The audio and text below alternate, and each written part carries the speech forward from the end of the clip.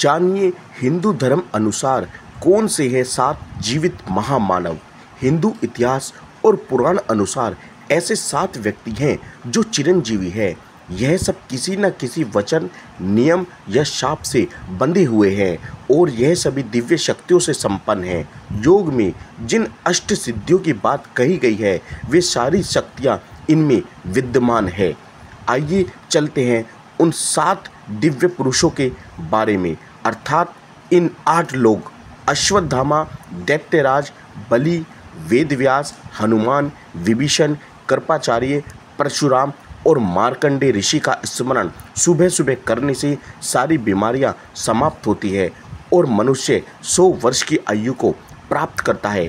प्राचीन मान्यताओं के आधार पर यदि कोई व्यक्ति हर रोज इन 8 अमर लोक अष्ट चिरंजीवी के नाम भी लेता है तो उसकी उम्र लंबी हो जाती है।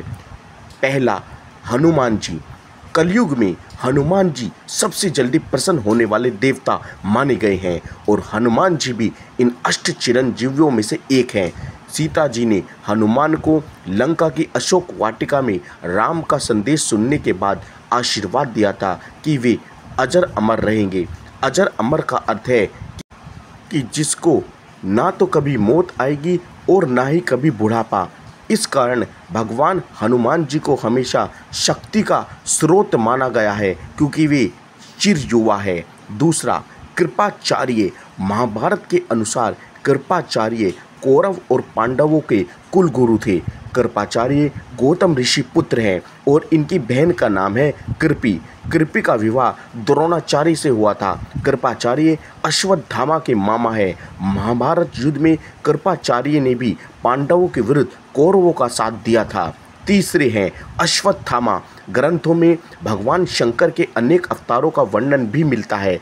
उनमें से एक अवतार ऐसा भी है जो आज भी पृथ्वी पर अपनी मुक्ति के लिए भटक रहा है। यह अवतार है गुरु द्रोणाचार्य के पुत्र अश्वत्थामा का।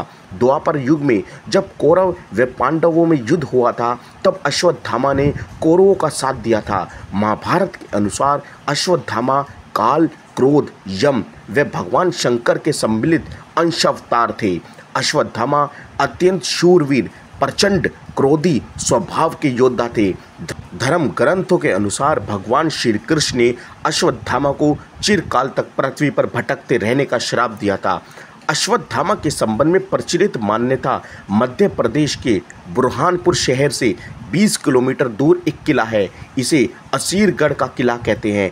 इस किले में भगवान शिव का एक प्राचीन मंदिर है। यहाँ के स्थानीय निवासियों का कहना है कि अश्वत्थामा प्रतिदिन इस मंदिर में भगवान शिव की पूजा करना आते हैं। चौथे हैं ऋषि मार्कंडेय। भगवान शिव के परम भक्त हैं ऋषि मार्कंडेय। इन्होंने शिव जी को तप कर प्रसन्न किया और महामृत्युंजय मंत्र सिद्धि के कारण चिरंजीव बन गए। पांचवें, विभीषण। राक्षस राज रावण के छोटे भाई है विभीषण। विभीषण श्री राम के अनन्य भक्त हैं।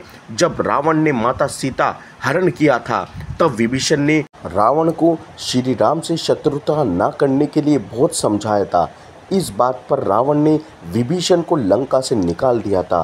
विभीषण श्री राम की सेवा में चले गए और रावण के अधर्म को मिटाने में धर्म का साथ दिया। छठे, राजा बलि। शास्त्रों के अनुसार राजा बलि भक्त प्रहलाद के वंशज है। बलि ने भगवान विष्णु के वामन अवतार को अपना सब कुछ दान कर दिया था। इसी कारण इन्हें महादानी के रूप में भी जाना जाता है। राजा बलि से श्री हरि अति प्रसन्न थे। इसी वजह से श्री विष्णु राजा बलि के द्वारपाल भी बन गए थे। 7वें नंबर पर ऋषि व्यास। ऋषि भी अष्ट चिरंजीवी हैं और इन्होंने चारों वेद ऋग्वेद, अथर्ववेद, सामवेद और यजुर्वेद का संपादन किया था। साथ ही इन्होंने सभी 18 पुराणों की रचना भी की थी। महाभारत और श्रीमद् भगवद गीता की रचना भी वेद व्यास द्वारा ही की गई है। इन्हें वेद व्यास के नाम से भी जाना जाता है। वेद व्यास ऋषि पाराशर और सत्यवती के पुत्र थे। इनका जन्म यमुना नदी के एक द्वीप पर हुआ था और इनका रंग सांवला था। इसी कारण ये कृष्ण द्वैपन कहलाए। 8वें, भगवान परशुराम। भगवान विष्णु के छठे अवतार हैं परशुराम जी। परशुराम के पिता ऋषि जमअग्नि और माता रेणुका थी। इनका जन्म हिंदी पंचांग के अनुसार बैसाख मास के शुक्ल पक्ष की तृतीया को हुआ था। इसलिए वैशाख मास के शुक्ल पक्ष में आने वाली तृतीया को अक्षय तृतीया कहा जाता है। परशुराम जी का जन्म समय सतयुग और त्रेता के संधि काल में माना जाता है। परशुराम जी ने 21 बार पृथ्वी से समस्त क्षत्रिय राजाओं का अंत किया था।